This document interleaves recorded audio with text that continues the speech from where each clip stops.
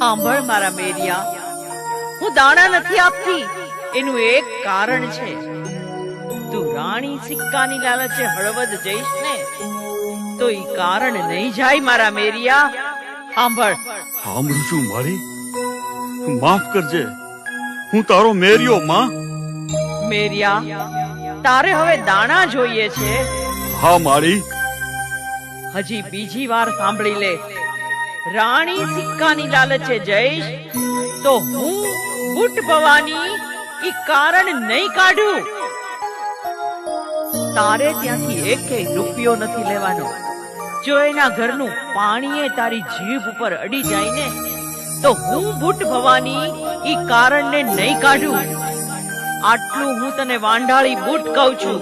મારી માં,